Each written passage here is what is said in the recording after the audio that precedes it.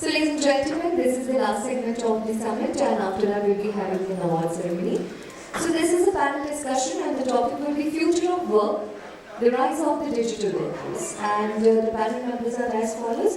I will request Mr. Renu Rajesh, Vice President Digital and Business Transformation Services, Connect Business Solutions to join us. With a huge round of applause, can welcome him. I will request Kalpa Khuddar, Head of Human Resources, Sacred Group to join us.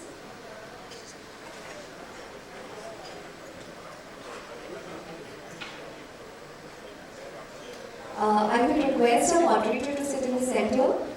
Yes. Moving ahead, our next panel member is Mr. Paresh Degaonkar, Head Business Development, ProHealth. Mr. Arpit Mishra, Vice President Supply Chain Operations, Accenture. And the session will be moderated by Mr. Gautam Chatterjee, AVP, L&T Infotech. With a huge round of applause, let's welcome the entire panel and the moderator.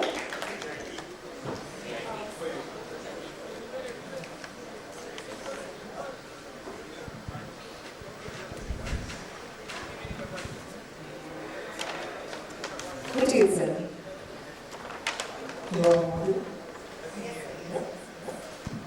Yeah, good afternoon everybody. I think this is a session after lunch, but we will keep you awake definitely because we have a group of people which is a right mix of people for the topic, and we have persons from the BPO industry, right? You know, from the BPO industry, we have Paresh from the product industry, and we have Arpit from the services industry. So we have a mix of people and we will bring up their perspective. So we all know, I mean, we are in a new normal, we are returning back to work, and we are here, you know, thinking that the future will be always bright for us from now on. But as we speak, you know, global thought process is that how is it that we can prevent the future pandemic in the long run? And for that, world thought leaders, they are thinking that in terms of setting up a task force, global task force of more than 3 lakh people, and they want to, they would be monitoring the future, outbreaks, diseases, and they have to work in tandem. And then there will be the research industry who will work with this monitoring team, the global monitoring team, and they would come together and they will feed information so that the research and development happens in tandem, so as with an objective to prevent future outbreaks becoming pandemic. Right? And this global team will have is a distributed team. They're all working in different places. Right? And then they're thinking of setting up factories, ready factories for medicine factories, in the medicine industry, so that in future such pandemics, if it is sense, then vaccines can be made easily and proactively, so as to prevent an outbreak into a pandemic.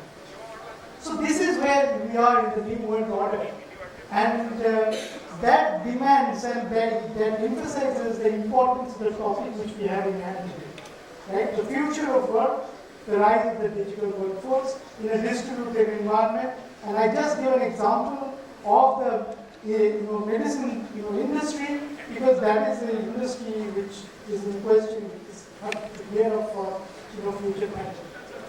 So in this context, I would like to invite Paresh to give me your thought as to why you think is this topic so important, the rise of the digital workforce in the future of work.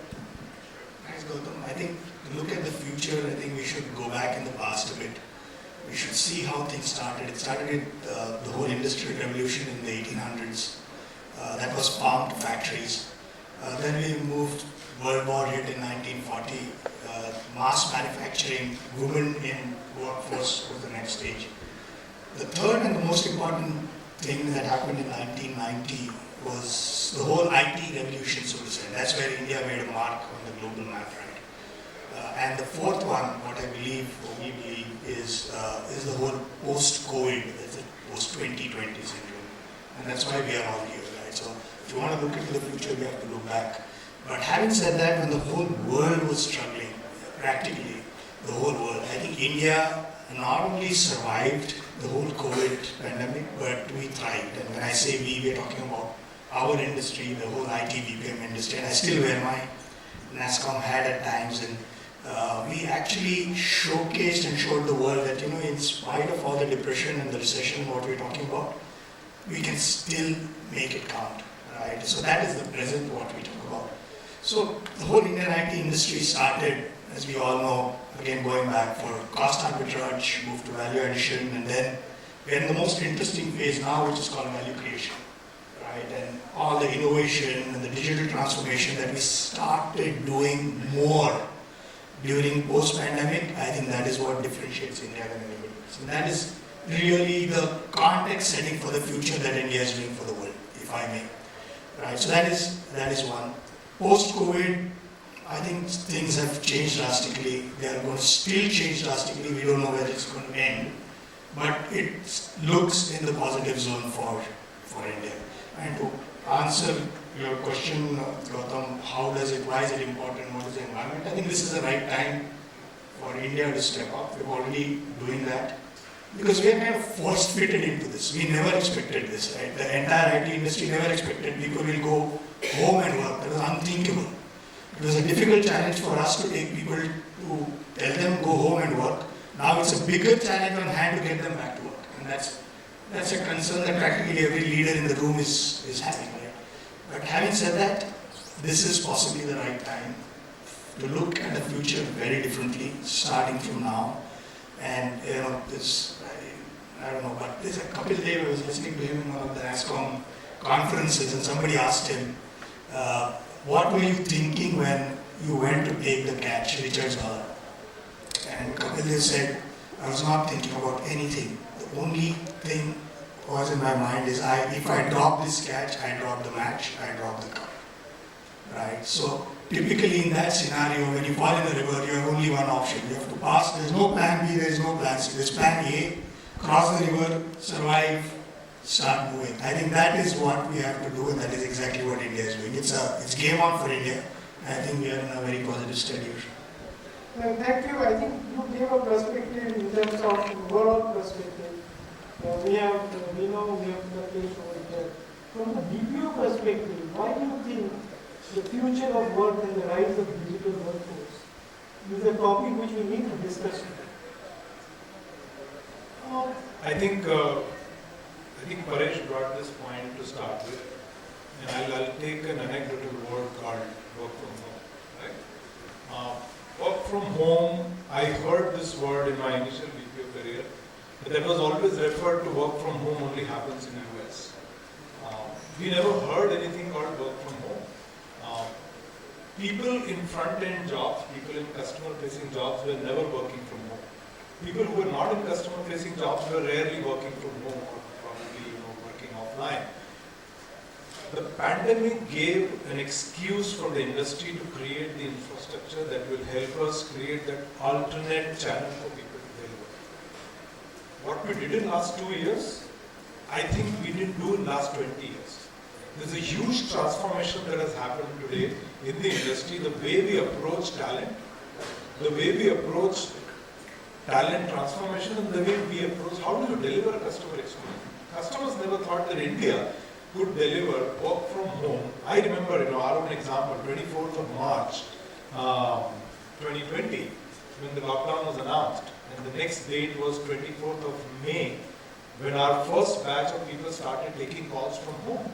And within 8 weeks, it was a surprise for us. We were 95% running the business with productive efficiency. 95% productive efficiency.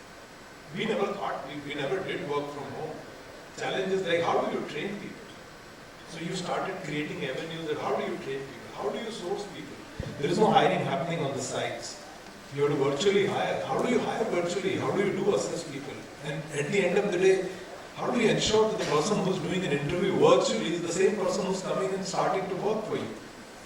How do you train them? How do you create those entire support structure for people? I think there's a huge learning for the BPO segment. I don't know about others. I'm sure everybody would have gone through the same learning.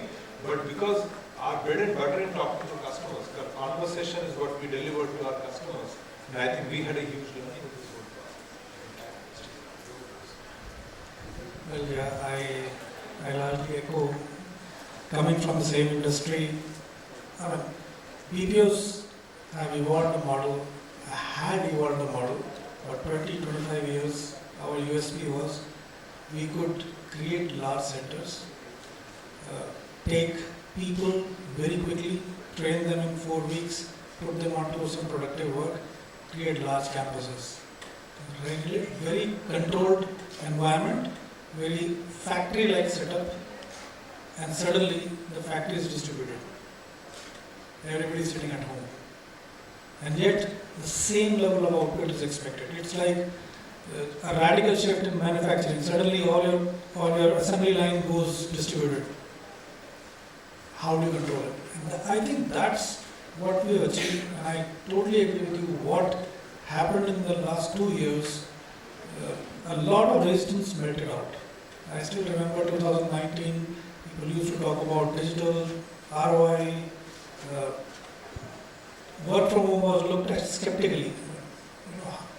Mostly in India it is looked at as if people are not going to work. It's just an excuse. Productivity comes only in office because you can see people working. And there was a collaboration bit. I think it was very highly overrated, but still it's there. But what happened during this, especially for BPO, is 2-3 things.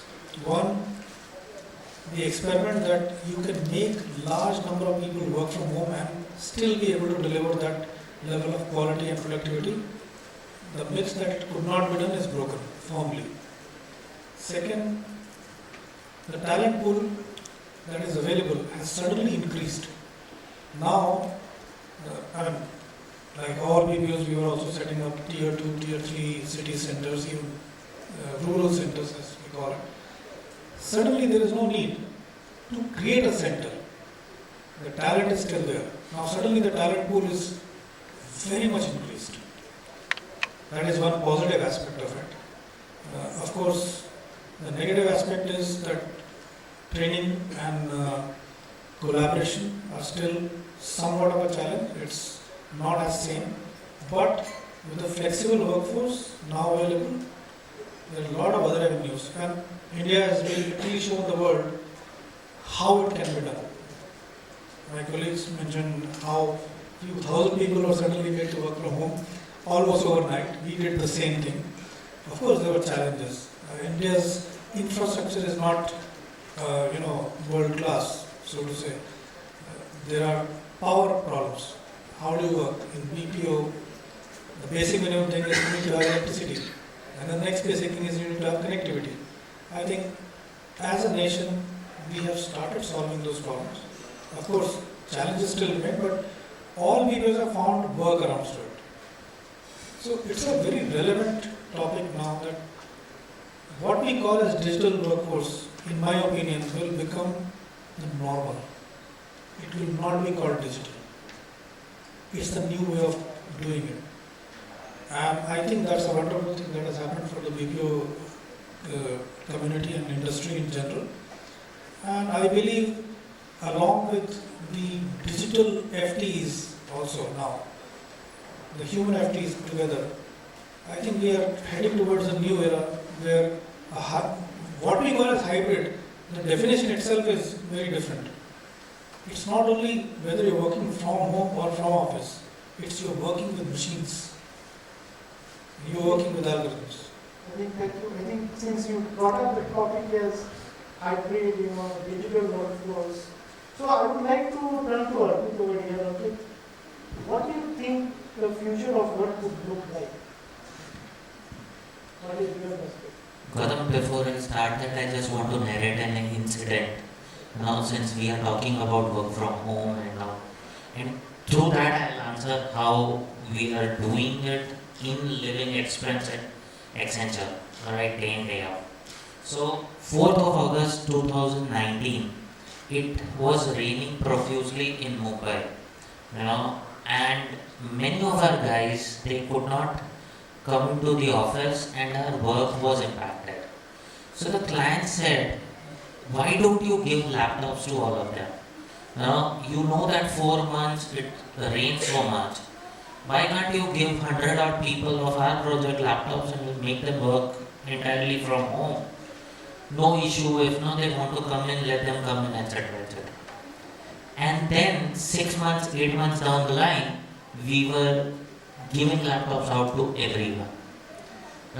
People who did not have infrastructure, we as an organization supported them in terms of UPS, in terms of even internet connectivity, everything, whatever was possible. So as Kalpak was mentioning, that overnight and within a month he had 95% of efficiencies kicking in.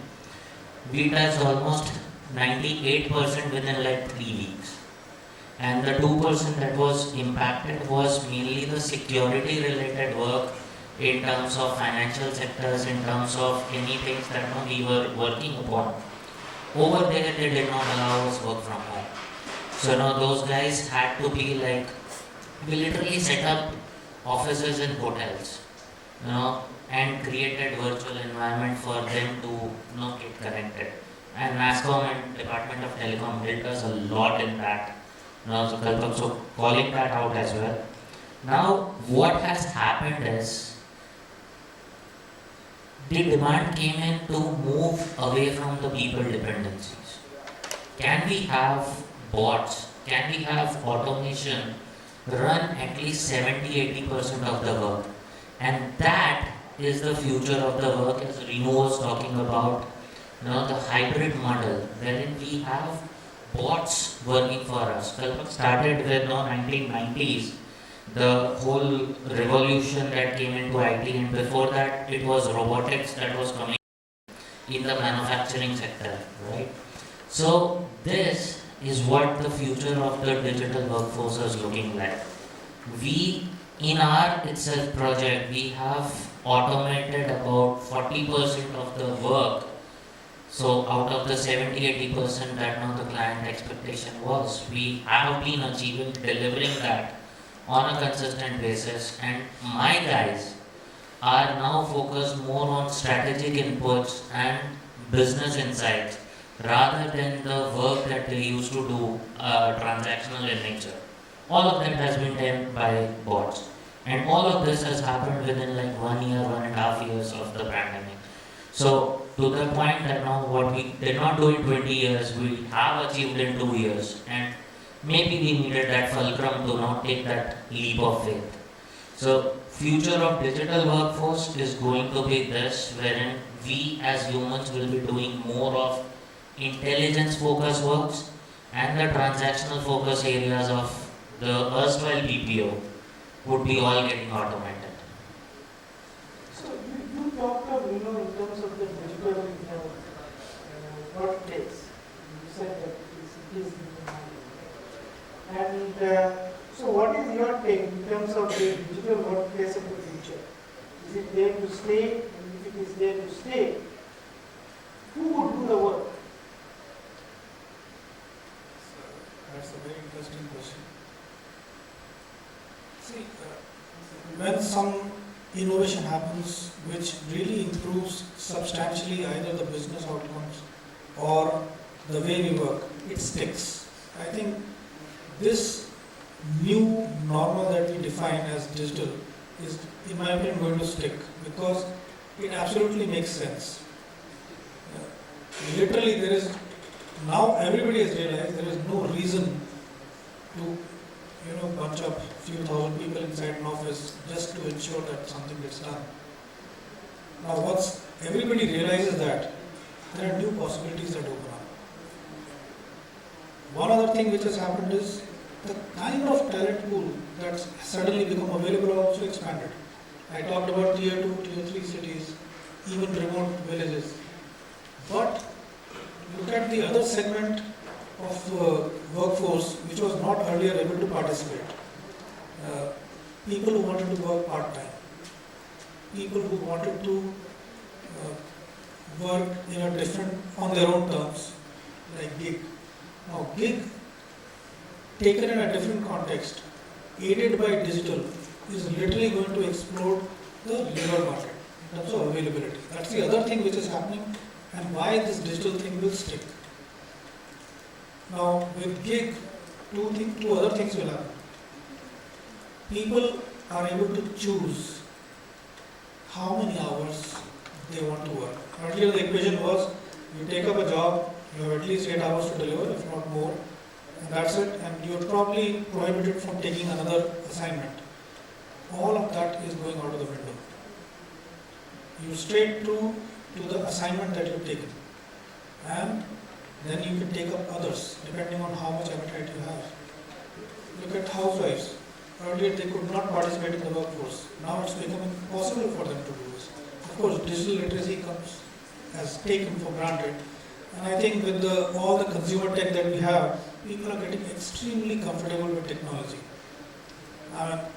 Even my mother, who is very old, is extremely comfortable with WhatsApp, Facebook, and these things aid adoption. So it will stick, in my opinion, and it will only grow. Now add that the new trend that has now suddenly started, metaverse. Now metaverse is not, it's a this misnomer that it's a gaming area. It started with the gaming area. It's not a new technology. It comes as a surprise to some people. In 2008, I was selling equivalent of metaverse. While working for Norton, we had a product called Web.li.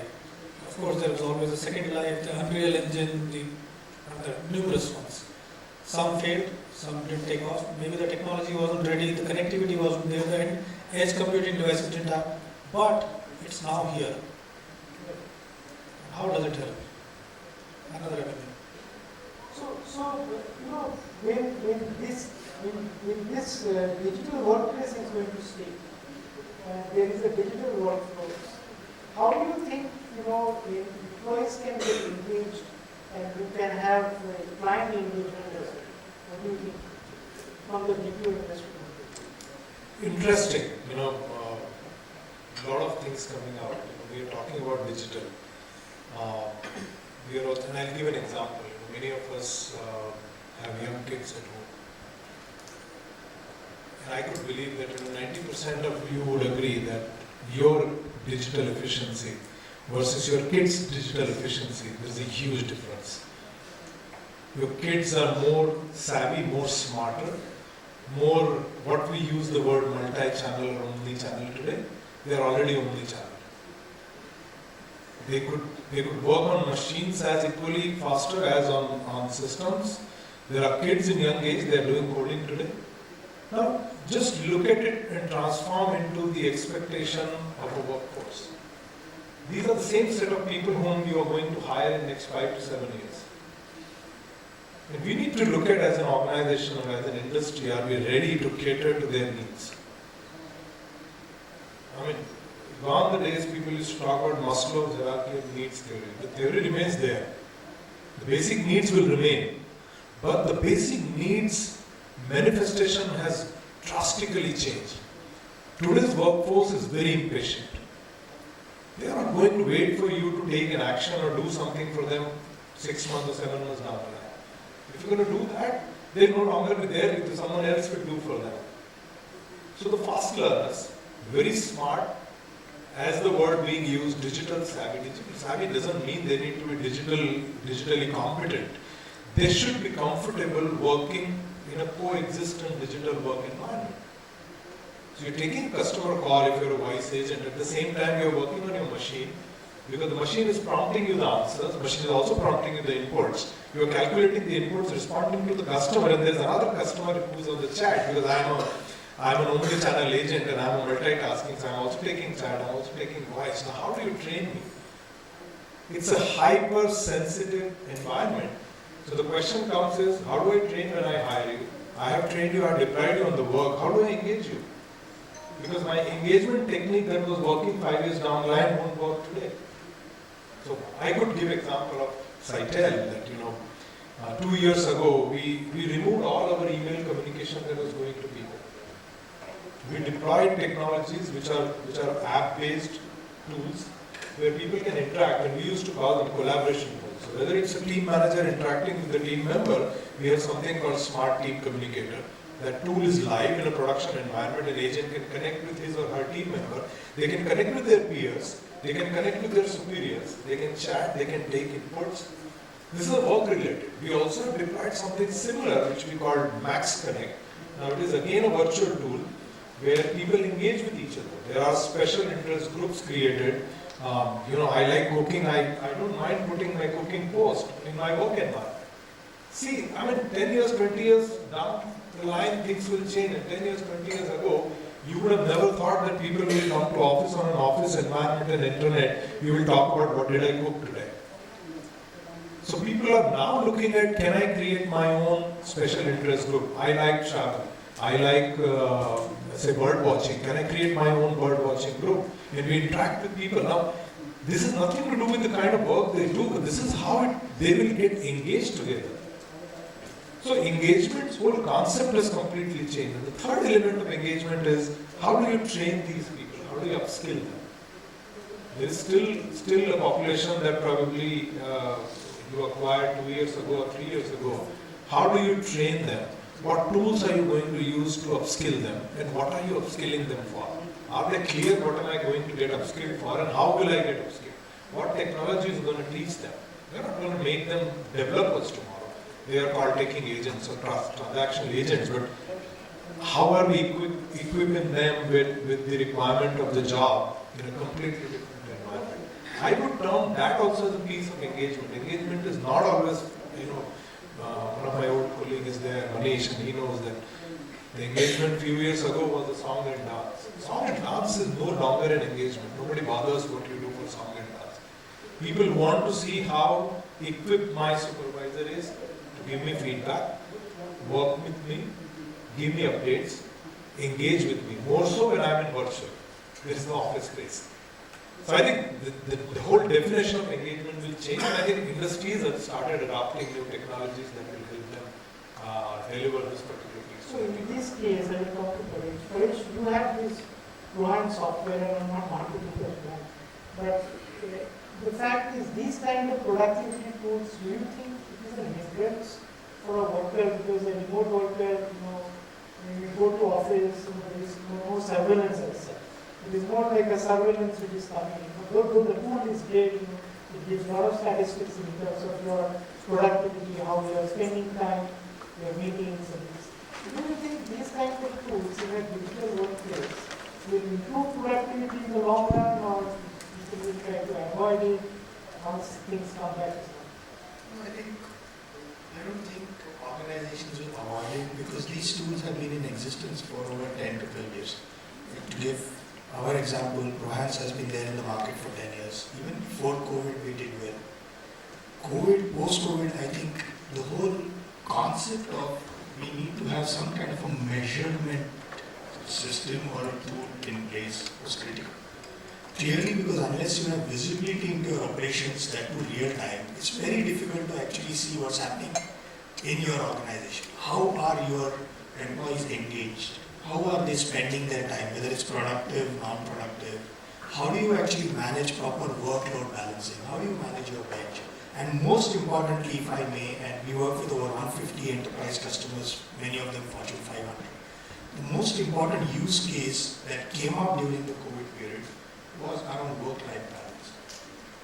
And this was startling. Even we didn't expect that honestly, but a lot of organizations started saying that there is attrition. Best of our guys have started moving out, and there has to be a reason. The reason was at least 5 to 6% of the entire employee strength wasn't giving in the stipulated number of hours, 9 hours. Forget about being productive, non-productive. So basically, to do the work for these guys who are non-productive, somebody else is working more. They are your better resources who are eventually going to leave you because of burnout. Right? So to answer your question, Gautam, I think eventually these tools will be a norm across. And if I talk about customers, as I said, almost all the tier 1 customers use Rohans or a similar tool. And secondly, what is also going to happen is organizations are going to be like airplane pilots. One of my very close friend is a pilot, and he's a gallantry award. He was in the Kargil War. He retired from Indian Air Force. Now he does choppers. So he said, I've done more than 50,000 hours of flying, but even today, I have to do those basic things.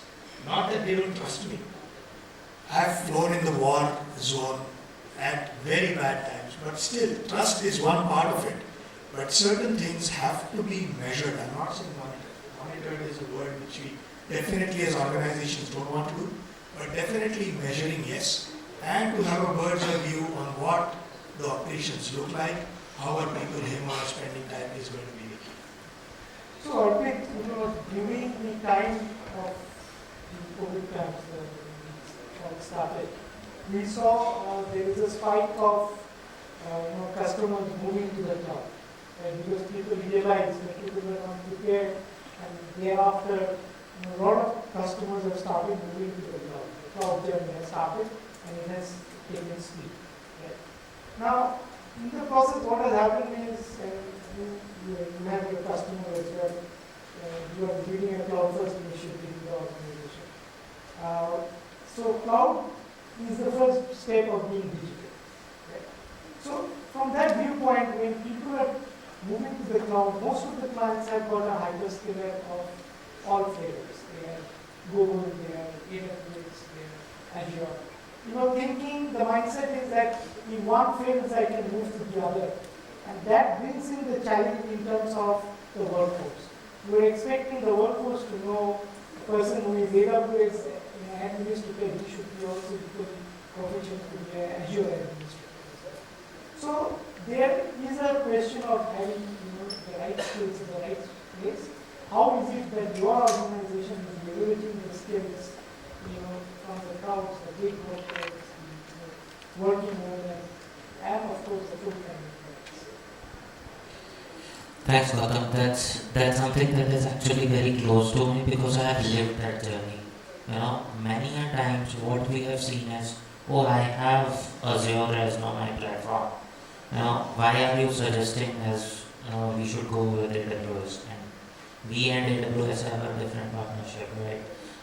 But when we tell them about the value that is coming up across moving platforms for the client, I'd say it's a different ball game. But the question that you have asked me specifically for our employees in terms of the training. So we used to have this word as upskilling, long time back, or rather in the near term itself. That has now been moved to cross-skilling and upskilling. And the cross-skilling is something wherein we are taking people across multiple channels, multiple platforms. And that's when we have to answer. So I was struggling to say what's in it for me, right, as an employee. But when I see that I am knowing AWS, I'm knowing Azure, I'm knowing other cloud platforms, and same was the case with some of the AI tools as well, right, what we deployed for some of our clients.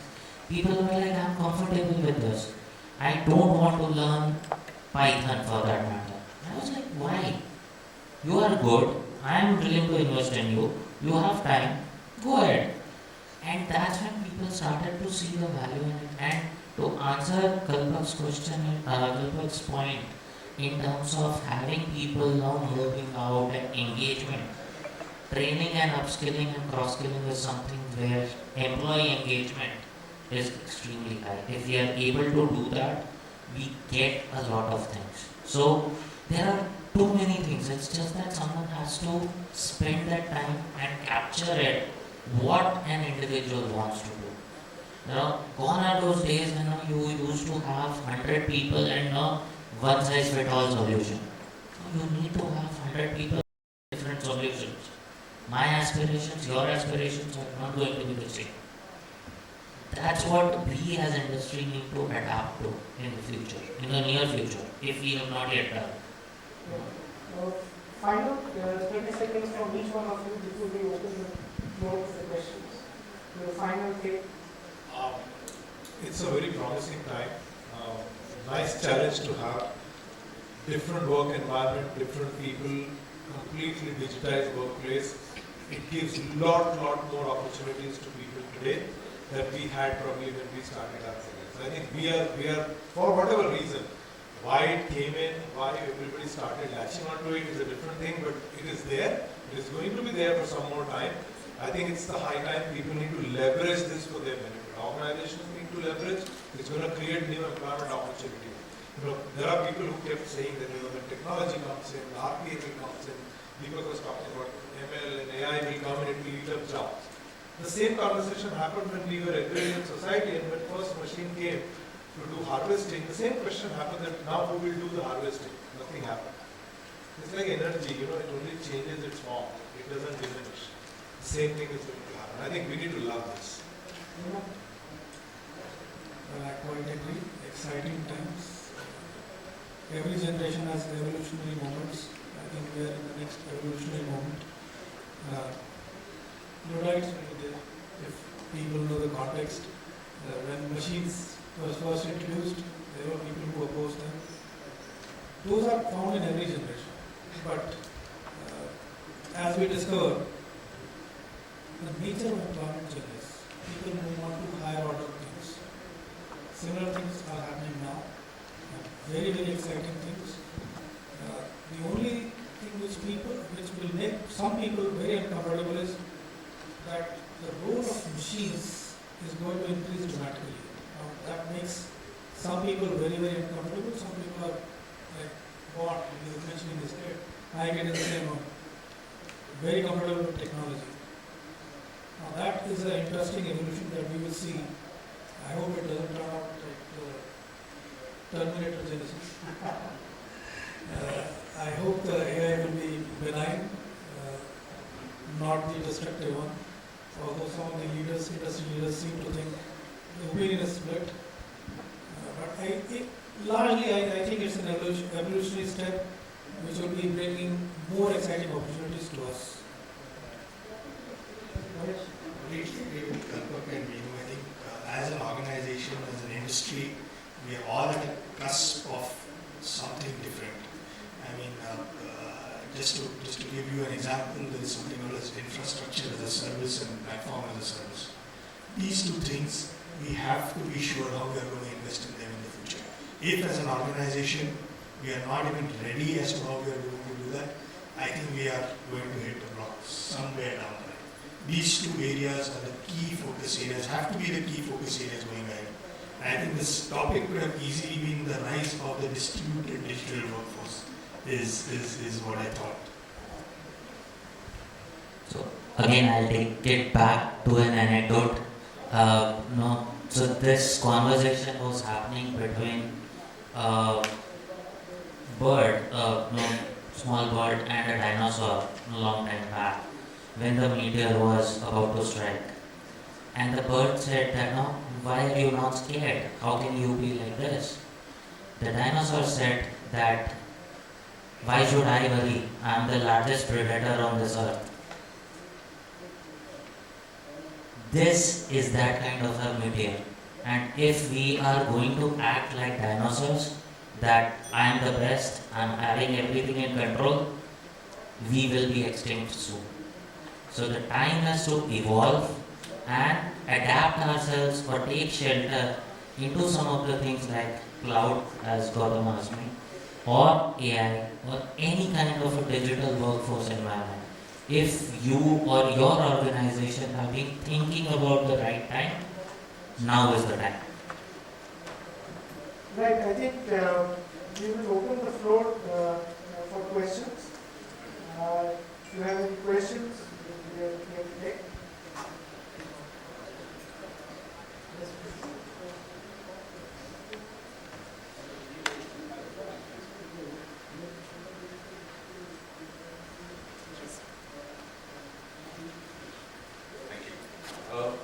Things are changing so fast. Do you think it is very difficult to predict what is going to happen?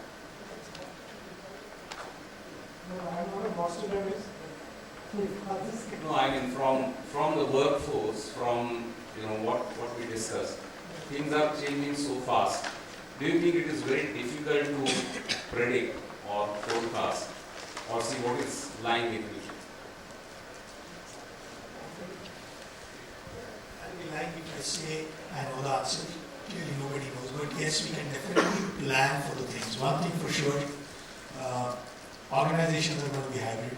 As per the latest report, 80% of the organizations are going to be hybrid. People are not going to go back to work. We are currently at 57% of the BPOs are in the cloud space. It will be 100% by 2025, so we have to invest. We have to invest in platforms, it's a given. So these are the clear line of sight that we have when it comes to technology part of it. People part, it's ever evolving, we don't know, but as Meenu said, I think the opportunity size has gone up drastically. Some at the gig and others who were not there earlier or not tapped in the right potential earlier, now possibly is the right chance to do. But very difficult to peep into the future beyond 2 years from now is what I think. To add on to that, since we talked of investment, the COVID, as per IMF, had cost the world $14 trillion. So we need to invest so that we can protect the people, because people are the biggest resources, right? So we have to have, as I was telling you, that we need to have a global team who can do this kind of monitoring of diseases. We need to talk to the health workers. We need to be more proactive in taking out vaccines. Vaccines should have an overarching protection of all variants. That is what we can ensure right now, so as to predict the future is bright. And as I would like to quote Tennyson over here from the passing of King Arthur, there's one line: "The old order changeth in place to the new." So change is the only constant. That is all we can do.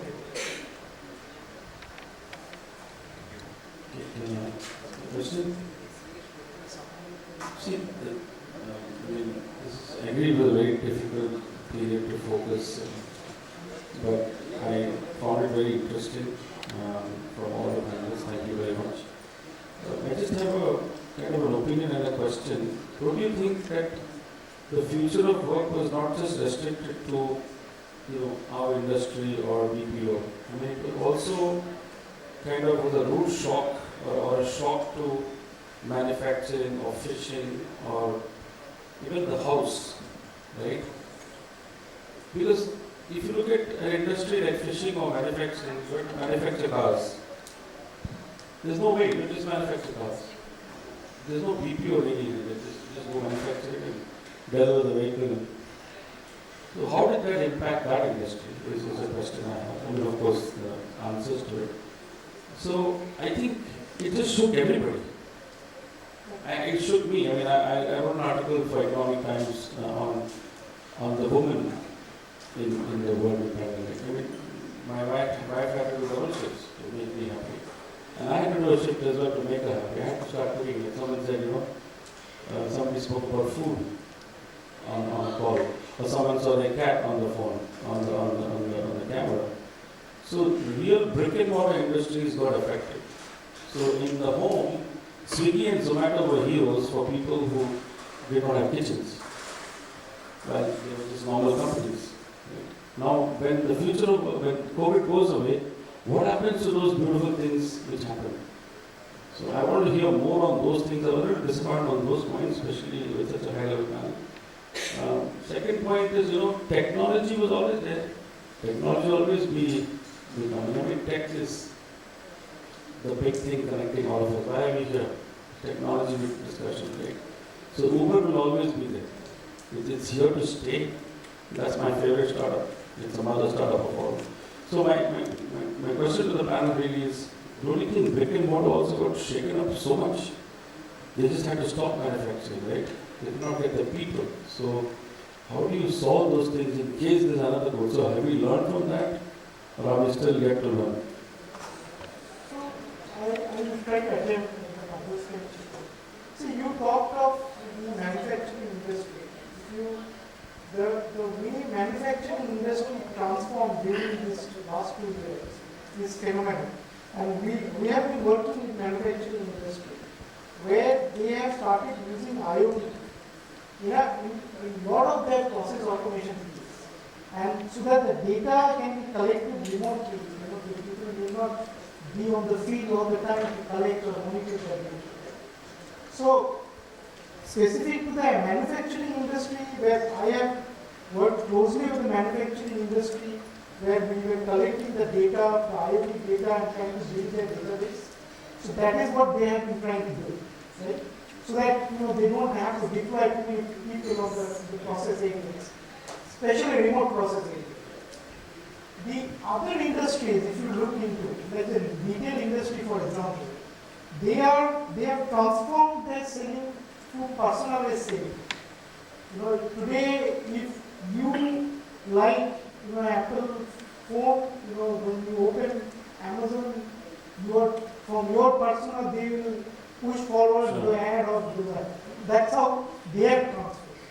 If you look into the telecom industry, they have augmented their technology to 5G.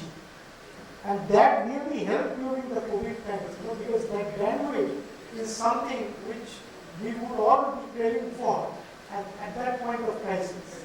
So that is how they have augmented from the telecom industry.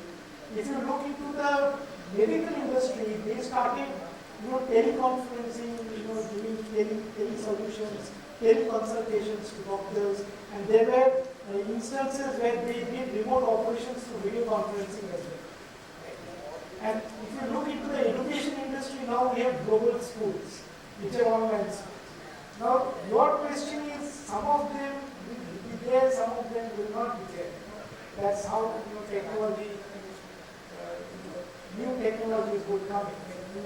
You had the pager, then you had the big, phones, and then you have the sleek phones, right? And you don't know what will be next. Right? So no phones. So the evolution is the process of is the journey. Thank you. He answered already most of it. I think every time there is a transformation happens, there is a decay also happens. Because the thing is changing from its existence shape to something else. I personally believe, looking at the brighter side of things, no doubt that pandemic probably gave impact to the humanity that nothing would have otherwise given. And we haven't seen this for long years. We didn't go through that kind of situation. But look at the brighter side. There was a statistic that was published a few days ago that the amount of digital transactions that have gone up in the country in the last 2 years, I think globally highest amount of digital transactions that have gone through. Take an example of a roadside vendor who's selling stuff on a trailer. You are no longer bothered to find whether you have coins in your pocket or not, because he has a QR code. You just scan and pay the money. Look at the transformation from that point of view. Industry will, there are certain portion of pockets of industry which will have short-term impact, but I think infusion of technology has impacted the human being in a very positive side. I think the examples that they were just narrated, Perfect. it has helped us. But one second, but we still bargain with that guy. That's a human, right? That's a human also. Sorry, go ahead. No, you're right. There's a whole worldview that has changed right after the pandemic. Everybody was so dependent on China. All of a sudden, the world started looking at India and others for mass manufacturing. Practically everything under the sun started with semiconductors, because even now, the delivery of a car, because I think you mentioned that, is still 8 or 9 months only because you're not going to the chips. So the world view has actually changed post the pandemic, and that's the biggest change, if you ask me, that has happened for countries. Absolutely. That's how it is. I just shared, I was going to buy the Mahindra car. And before buying it, I asked my wife, what car you want to buy? She said, I want to buy Mahindra car. I asked her 3 times, because the lady saying Mahindra car, what is she trying to do? Take the car and drive somewhere, She's not driven in a Swift for more than, few months, and then she gave it a driver. Then I called Mahindra, he said 49 weeks. I said, say again. 50 weeks से 1 week कम 49. 50 में Then I bought a German. They say the shock which happened in manufacturing, part supplies, because there was humans. So I think one solution maybe I suggest is to really increase the pace of robotics. So I'm not saying take away jobs, but increase technology, robotics, so that if God forbid another COVID comes, at least we'll survive and not increase the value of Zomato and Swiggy. But I think we've got on time, and just to summarize, we discussed on the importance of the topic, the future of work, the rise of the digital workforce. We talked of what work would look like as a future of work. We talked of the digital existence of digital workplaces, and we talked of augmenting the training part of it, the engagement of employees and customers. And let us all wish ourselves a bright future, the times to come, and wish us the best of times. Thank you very much. Thank you so much, sir. Thanks a lot. And after this, we will be taking a tea break, but I would like to request Renu Rajesh sir to felicitate all the panel members along with the moderator. Can you please bring the... Yes. So this is a small token of appreciation from UBS.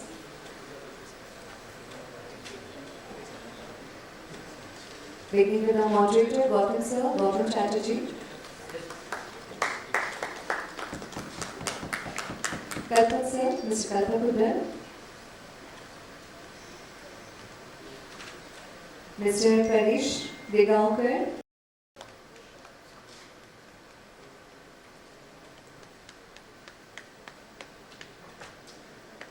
Mr. Arpit Mishra.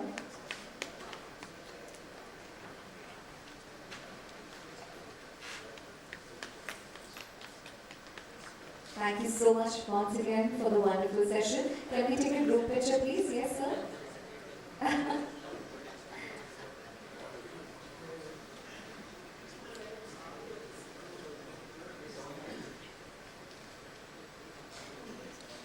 Thank you so much. Sir, let's take a group picture. Yes.